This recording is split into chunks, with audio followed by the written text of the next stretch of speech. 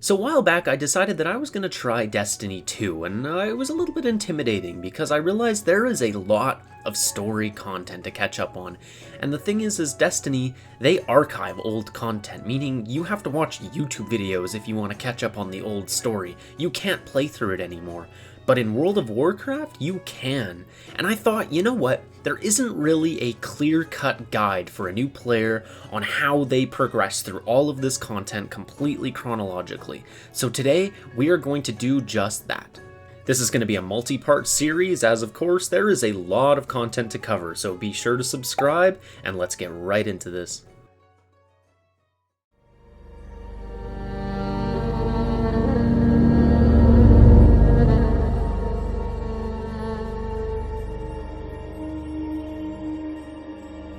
So to start, before we jump right into World of Warcraft, I would recommend starting with Warcraft 3, as I think it really serves as the best starting point for getting into Warcraft lore in general. It introduces major lore characters as well as introduces all of the core races of the game. And of course, if you want to start from the very beginning, before even Warcraft 3, then you're going to want to read Chronicles Volume 1 and 2, as that basically covers all of the major events that happened from the beginning of the creation of the universe up to Warcraft 3.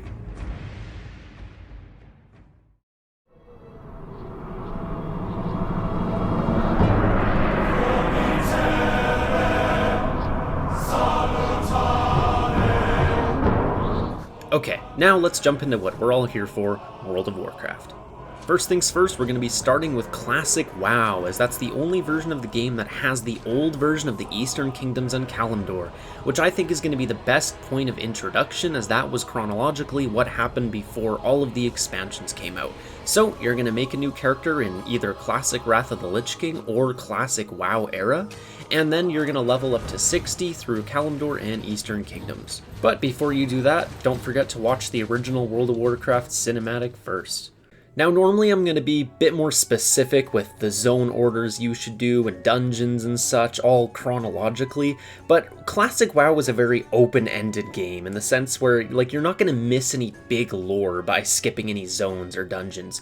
Just go at your own pace, take in the world, and just have fun with it. If you are playing Classic Wrath, I would hold off on making a Blood Elf, a Draenei, or a Death Knight, just because those were added in later expansions and we're going to be touching on them later.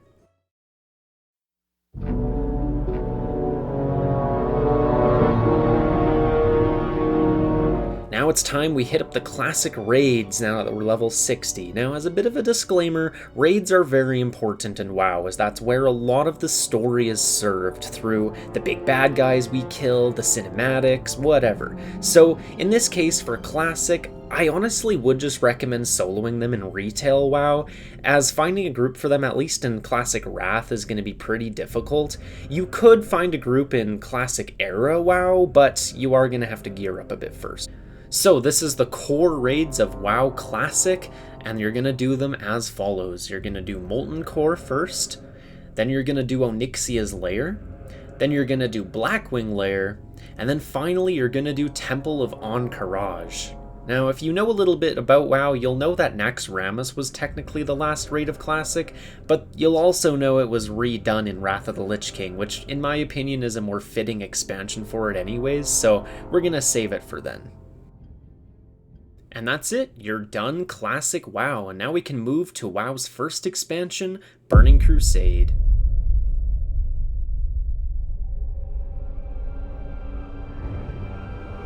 Imprisoned for 10,000 years. Like before, be sure you watch the cinematic, and let's jump right in. So, Burning Crusade added 2 new races to the game, Blood Elves and Draenei, so we're going to make one of each and at least level them through their starting zones, because it gives a nice bit of context to them before we jump into Outland. You can do this in retail or Classic WoW, just be sure you at least have their starting zones unlocked in retail and you're not doing them through Exile's Reach.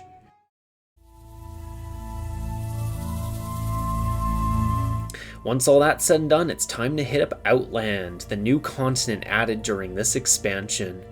Once homeland of the Orcs, a planet known as Draenor. Yeah, no, I am not role-playing this for you guys. So you're gonna go through each zone as follows: Hellfire Peninsula, Zangarmarsh, Terrakar Forest, Nagrand, Blade's Edge Mountains, and then you're gonna finish off with either Netherstorm and or Shadowmoon Valley. Also, do the dungeons as quests come up for them and groups come up for them, as they're not really critical pieces of lore, but they're nice to do at least, to wrap up some loose ends, I guess you could say. Also, don't feel like you have to finish each zone, because these zones were designed very classic-like in the sense that they're still very long, so if you're bored of a zone, again, you're not going to miss any critical lore by moving on to the next one. So, raid time. These are the core raids of Burning Crusade. First, you're gonna do Karazhan, then Serpent Shrine Cavern, which concludes the Zangarmarsh story arc. Then you're gonna do the Eye, which concludes the Netherstorm arc. Then Battle for Mount Hyjal, which concludes the series of Caverns of Time dungeons. And then finally, we're gonna do Black Temple, which actually has a patch trailer, so I would recommend watching that first, which the link will be in the description. And don't worry, I didn't forget about Sunwell Plateau. In the final patch of Burning Crusade, there was a new patch island added called the Isle of Quel Danas, which had a short quest line associated with it that leads up to the final raid. You're gonna start it by talking to this guy with the Aldor, or this guy if you're Scryer. I'd recommend watching the patch trailer for this as well, as it gives a lot of much needed context before you get to doing the raid. Then you're going to do the quest line, which, like I said, it's pretty short, and that leads you up to doing the Magister's Terrace dungeon, which you're going to want to do before Sunwell Plateau, and then finally, you're going to do the raid, Sunwell Plateau. And with that, that wraps up the Burning Crusade, where we can now move on to the fan favorite, Wrath of the Lich King.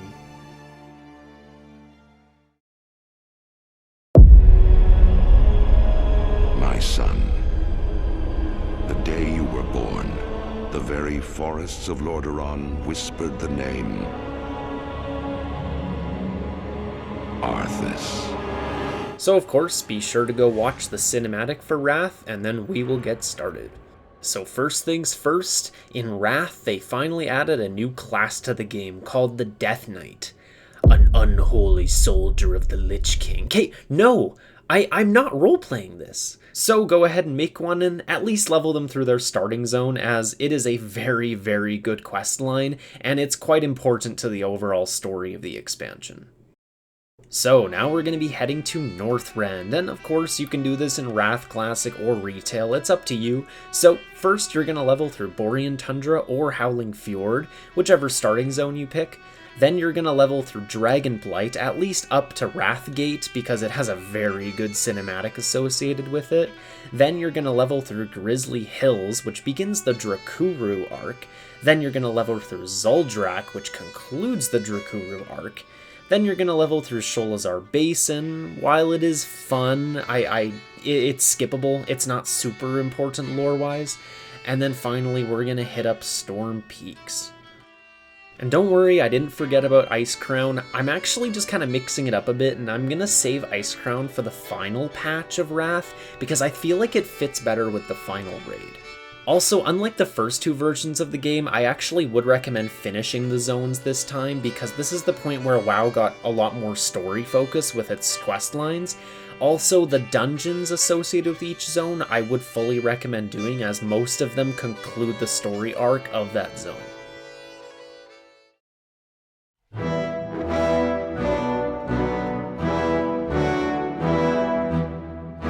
So, getting into the raids, at least the core raids that are important to the story, you're going to want to do Eye of Eternity, which finishes up the Koldara arc in Borean Tundra.